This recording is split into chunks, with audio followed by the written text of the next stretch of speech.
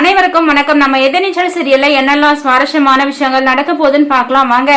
கடை திருப்பு விழா ரொம்பவே பரபரப்பா போயிட்டு இருக்குது. எல்லாருமே பூஜை செஞ்சிட்டு இருக்காங்க. சோ அந்த நேரம் யாருமே எதிர்பார்க்காத விதத்துல அங்க பாத்தீங்கன்னா போலீஸ் டீமே வந்துட்டாங்க. போலீஸை பார்த்ததும் எல்லாரும் ரொம்பவே ஷாக் ஆகுறாங்க. ஆனா இந்த கரிகாலன் பாத்தீங்கன்னா போலீஸ் வராங்க அப்படின்ற விஷயத்த தெரிஞ்சுக்கிட்டதும் யாருக்கும் தெரியாம சந்தில நுழைஞ்சு ஓடி போயிட்டாரு. இதுக்கப்புறம் போலீஸ் பாத்தீங்கன்னா என்ன நடக்குதுங்க, எல்லாமே திருட்டு சரக்கு கொண்டு வந்திருக்கீங்க, திருட்டு சரக்கு கொண்டு வந்து நீங்க பிசினஸ் ஸ்டார்ட் பண்றீங்களா அப்படின்னு சொல்லிட்டு பெரிய பிரச்சனையே பண்றாங்க போலீஸ் டீம்.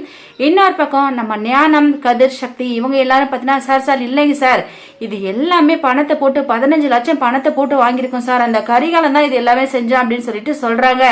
அப்பதான் போலீஸ் பாத்தீங்கன்னா என்ன கரிகாலனா, அந்த கரிகாலனே ஒரு திருடன், அவன்கிட்ட நீங்க நம்பி பணத்தை கொடுத்து இப்ப திருட்டு சரக்கு கொண்டு வந்து நீங்க இங்க பிசினஸ் ஸ்டார்ட் பண்றீங்களா, இது நடக்கவே கூடாது, உன்னை அரெஸ்ட் பண்ணியே ஆகுவா அப்படின்னு சொல்லிட்டு ஞானத்தை அரெஸ்ட் பண்றதுக்காக பெரிய பிரச்சனையே பண்றாங்க. சோ ஒரு வழியா இந்த பிசினஸ் ஸ்டார்ட் பண்றத வந்து இப்படியே ஸ்டாப் பண்ணிட்டாங்க. இன்னொரு பக்கம் அதை பாத்தீங்கன்னா குணசேகரன் வந்து வேவு பார்த்துட்டு போறாரு.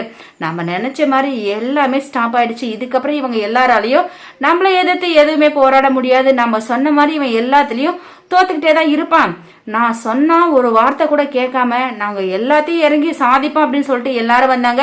இப்ப எல்லாமே வீண் போயிடுச்சு அப்படின்னு சொல்லிட்டு இந்த குணசேகரன் ரொம்பவே சந்தோஷமா போயிட்டு இருக்காரு. இன்னொரு பக்கம் நம்ம ரேணுகா, நந்தினி, ஜனனி, ஈஸ்வரி இவங்க 4 பேருக்கு என்ன செய்யுதுன்னே தெரியல. என்னடா நாளா இன்னைக்குதான் கடை திறப்பு விழா வச்சிருந்தோம், ஆனா இந்த கரிகாலன் எல்லா பணத்தையும் எடுத்துக்கிட்டு ஓடி போயிட்டானே அப்படின்னு சொல்லிட்டு எல்லாரும் கரிகாலனை தேடுறாங்க. ஆனா கரிகாலன் அந்த இடத்துல இல்ல, ஏன்னா கரிகாலன் வந்து எஸ்கேப் ஆயிட்டாங்க. இதுக்கப்புறம் போலீஸ் பாத்தீங்கன்னா வான் பண்ணிட்டு போறாங்க, இதுக்கப்புறம் நீ எதையும் இங்க செய்யக்கூடாதுன்னு சொல்லிட்டு வேற வழியே இல்லை. எல்லாரும் ரொம்பவே சோர்ந்து போய் உட்காந்துட்டாங்க.